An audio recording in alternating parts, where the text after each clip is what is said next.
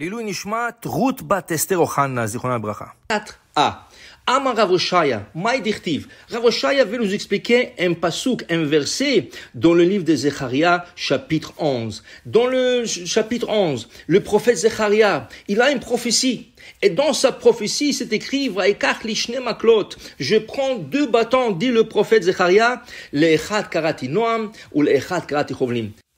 À un de bâtons, je nommais Noam. L'autre bâton, je nommais au nom de Chovlim. Noam veut dire quelque chose qui est plaisant, quelque chose qui est bien, quelque chose qui est relax. Chovlim veut dire la habala. Habala, ça veut dire quelque chose qui est dur. Oui, alors il dit ici, c'est quoi cette représentation dans la prophétie du prophète? Dit Rav Oshaya, 2 bâtons, Noam, Chovlim.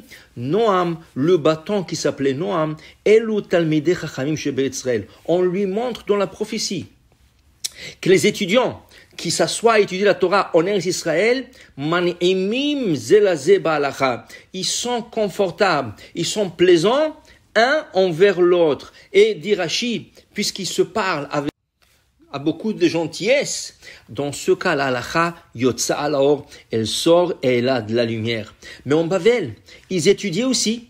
Mais là-bas, dit Rashi, makshim, az, vechema, ils sont durs un sur l'autre. Ils se posent des questions. Et quand quelqu'un dit, ah non, c'est pas comme ça, en fin de compte, dit Rashi, ils vont arriver au même résultat. La même halakha qui va être étudiée en Israël va être étudiée en Babylone. Mais la différence est l'approche. Il faut savoir que dans la vie, tout c'est l'approche vers les autres. Tu peux arriver au même résultat, mais l'approche, il va faire que les résultats vont être un peu différents un de l'autre. C'est la même chose comme les enfants.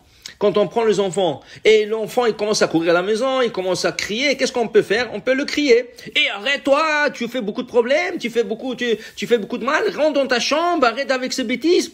Oui, il va arrêter. Mais d'autre part, je peux prendre le même enfant et lui dire, tzadik, pourquoi tu fais ça? Toi, tu es tzadik, c'est pas pour toi. Toi, tu devrais t'asseoir gentiment et jouer.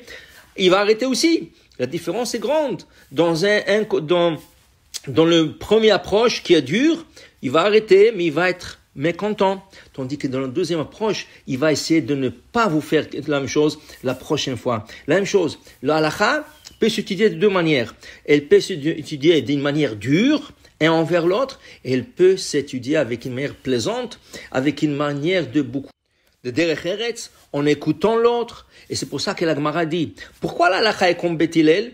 Quand Beth Shammai et Beth Hillel argumentaient, Beth Shammai était dur, leur argument était dur, et Beth Hillel, ils étaient très calmes. Et quand ils étudiaient Beth Hillel, ils disaient toujours, Shammai dit ainsi. Et là, après, ils disaient, mais nous pensons que la halakha est ainsi. La Gemara dit, parce qu'ils étaient confortables, parce qu'ils étaient plus calmes, la halakha a été décrétée sur terre comme Beth Hillel. La Atid Lavo, quand la Mashiach va venir, oui, la halakha va être comme Beth Shammai. Pourquoi?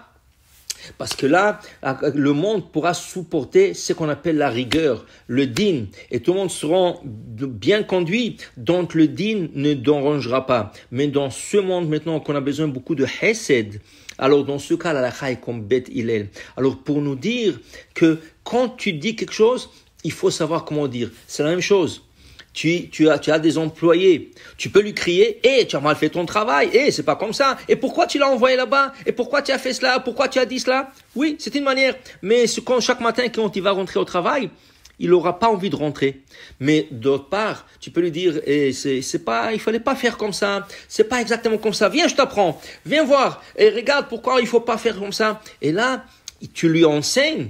Alors il va avoir ce plaisir de venir et il va avoir ce plaisir de te faire plaisir. Alors il faut savoir, dans la vie, tout dépend de l'approche. Même dans la Torah, quand tu apprends la Torah, ça dépend quelle approche tu prends. Tu peux dire, c'est qui t'a dit l'autre rabbin, ne vaut rien, c'est pas comme ça, je vais te montrer. Non, tu peux dire, peut-être il a raison, oui. Il y a Shivim Panim la Torah, il y a 70 facettes à la Torah, mais viens, je te montrerai si tu penses que moi je suis ton rabbin, si tu penses que tu suis mes règles, voilà comment il faut se conduire. Alors, l'approche est très, très importante dans la vie. Et le Navi continue là-bas dans le verset 5 et 4.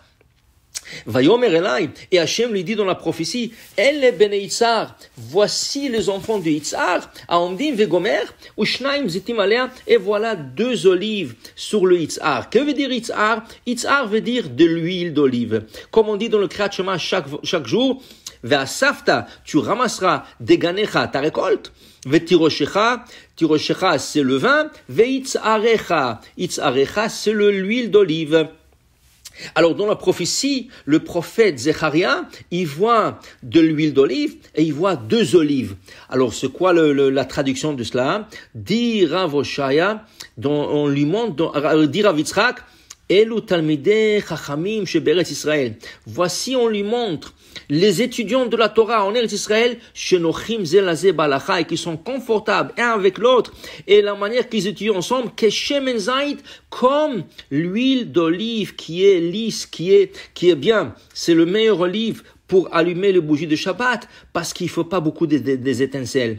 Et voilà, qu'ils sont lisses, ils sont bien un avec l'autre. Mais d'autre part, le Talmidei Chachamim, les érudits et les étudiants de Bavel, ils sont comme des olives. Les olives, ils sont amers. Les olives, il faut les presser pour qu'ils donnent de l'olive. Alors, même chose, ils se pressent un sur l'autre. Ils sont amers un vers l'autre. À la fin, ils vont donner de l'huile, mais d'une manière non confortable. Alors, pour dire à Botaï, c'est très important, la leçon d'aujourd'hui, l'approche vers les autres, que ce soit vos enfants, que ce soit vos amis et que ce soit vos employés. Toujours employer la meilleure manière qui est plaisante et est lisse comme l'huile d'olive. Baruch Adonai Le'olam. Amen.